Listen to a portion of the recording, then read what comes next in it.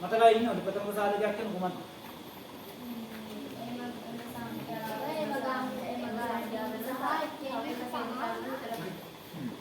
සංඛ්‍යාවක් එකෙන් සහ එම සංඛ්‍යාවෙන් පමණක් බෙදෙනවා.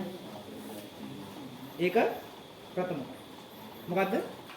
එකෙන් සහ එම සංඛ්‍යාවෙන් විතරක් බෙදෙනවා. කොහොමද අඳුන ගන්න බලන්න. එක බෙදෙන්නේ කාගෙන් විතරයිද? එකෙන් විතරයි. සාධක දෙකක් මේකට නැහැ. ඒක නිසා මේක ප්‍රථමක නැහැ. සාධක දෙකක් තියෙනවා. හරි? මොනවයි සාධක දෙක? එකයි එම සංඛ්‍යාව. හරි? දෙක බෙදෙනවා කාගෙන්? එකෙන් බෙදෙනවා. එම ගානොත් දෙක. එහෙනම් දෙක ප්‍රථමක.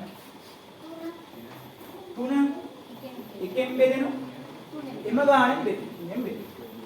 ප්‍රථම. හතර එකෙන් බෙදෙනවා. එම ගානෙනුත් බෙදෙනවා. අමතරව තව ගානෙනුත් බෙදෙනවා කාගෙන්? දෙකෙන්. තේරුණා? දෙකෙනුත් බෙදෙනවා. එතකොට මේක සාධක එක සහ එම සංඛ්‍යාව විතරක් නෙවෙයි. එක සහ එම සංඛ්‍යාව විතරක් නෙවෙයි. තව ගානක් කියලා කවුද? දෙක කියලා. මේක සාධක එහෙම නෙමෙයි. මේක එක සාධකයක් දෙකෙනුත් බෙදෙනවා හතරෙනුත්. සාධක කීයක් තියෙන්නේ? සාධක තුනක්. මේක ප්‍රථමක නෙවෙයි. ප්‍රථමක සංඛ්‍යාවකට දෙන්න පුළුවන් සාධක කීයේ? දෙකයි. එකයි එම ගන්න. පහ ප්‍රථමකද? ඔව්. එකෙනුත් පහෙනුත් විතරයි. හය ප්‍රථමකද? තුනෙන් බෙදෙනවා දෙකෙන් බෙදෙනවා. හත ප්‍රථමකද? ඔව්. හතෙන් විතරයි බෙදෙන්නේ. ඔයා එකෙන් බෙදෙනවද බලන්න ඕනේ නැහැ කොහොමත් හරි. ඒක කොහොමද බෙදෙනවද? හතෙන් විතරද බෙදෙන්න බැලුවම. හරි.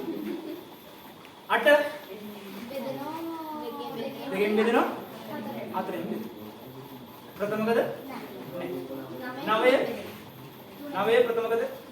නැහැ. එකෙන් 9 විතරක් නෙවෙයි බෙදෙනවා. එහෙනම් 10ට ප්‍රථම සංඛ්‍යාව මොනවද? 2 3 5